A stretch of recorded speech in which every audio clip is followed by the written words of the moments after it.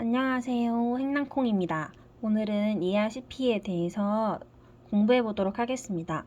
ERCP는 엔도스코픽 레트로그레이드 콜안지오 판크레토그래피로 내시경적 역행 최담관 조영술입니다.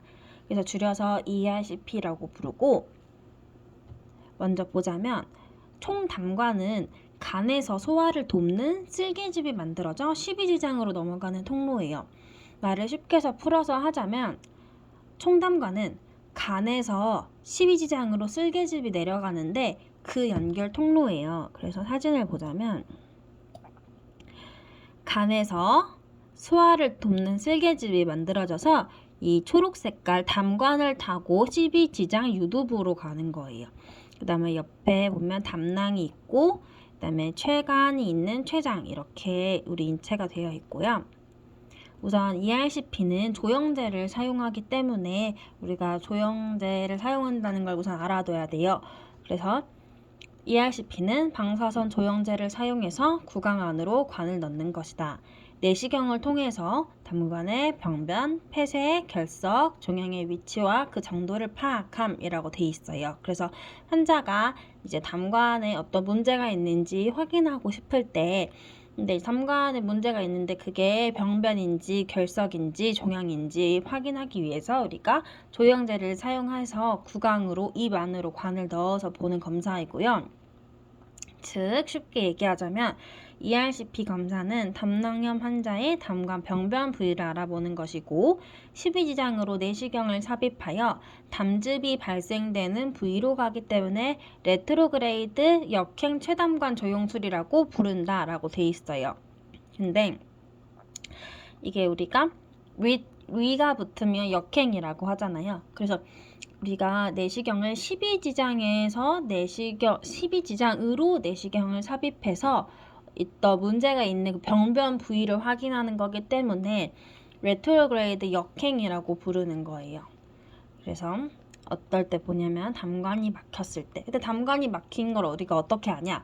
무턱대고 ERCP 먼저 할 수가 없잖아요. 그래서 예를 들어서 환자 몸에 전디스가 황달 징후가 좀 보인다거나, 아니면 혈액학 소견에서 좀 수치가 안 좋다거나, 아니면 CT상에서 담관이 좀 막힌 것 같을 때, 아니면 췌장염이 반복적으로 계실 때, 아니면 췌장의 종양이나 췌장의 합병증 같은 걸 확인할 때 하고, 혹은 유두괄약근이 기능을 잘 하지 못할 때 그 압력을 측정하기 위해서 우리가 ERCP를 하기도 해요.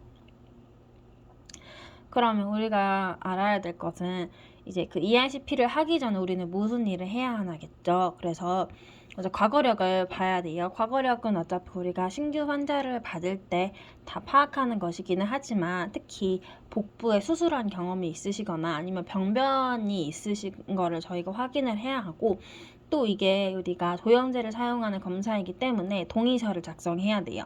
그다음에 검사에 대해 설명하면서 동의서를 작성하면 되고, 10분에서 20분 정도 소요되는 짧은 내시경 검사예요. 그렇지만 병변이 있을 경우에 세포진 검사나 조직 검사가 같이 나가야겠죠. 그렇기 때문에 지연될 수 있다 설명해 주시면 되고, 이제 이거는 필요한 경우에 목에 마취를 해서 구역구토 방지하는 것, 입으로 이제 내시경이 삽입되니까 그것도 설명해 주면 좋습니다. 그 다음에 당연히 침습적인 행위니까 최근 투약 상태를 확인해야 돼요. 그래서 지참약 가져오신 거 있으면 지참약 조회를 하거나, 아니면 최근에 항응고제나 항혈소판제를 투약하고 있는지 확인을 해야 해요.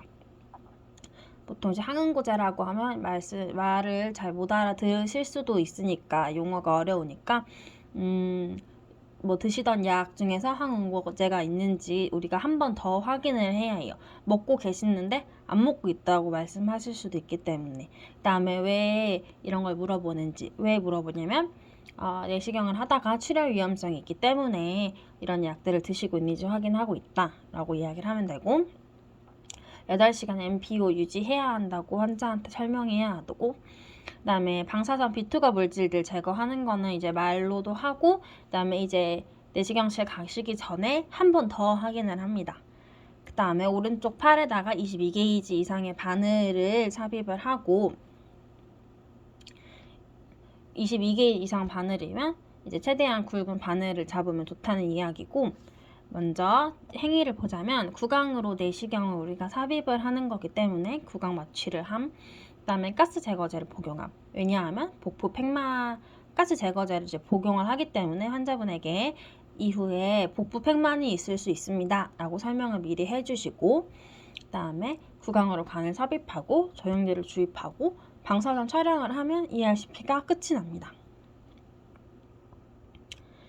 그러면 ERCP를 하고 오셨을 때, 그다음에 수면제 이용한 검사이기 때문에 환자가 오면 당연히 내시경실에서 오신 거기 때문에 당연히 이제 활력증을 재측정해야 하지만, 그 중에서도 호흡 양상, 이제 호흡을 잘 하고 계시는지 파악을 하고, 그다음에 의식 회복도 확인을 하고, 혹시 이제 머리 아프시거나 어지러움이 있으신지, 그다음에 낙상, 욕창, 통증 사정도를 물론 다 하겠지만 그 중에서도 낙상 위험성에 대해서 환자가 검사를 하고 오셨으니까 잘 확인을 해야 하고, 일단 병원에서 식이요법이 굉장히 중요해요. 그래서 환자가 이런 경우가 굉장히 많아요.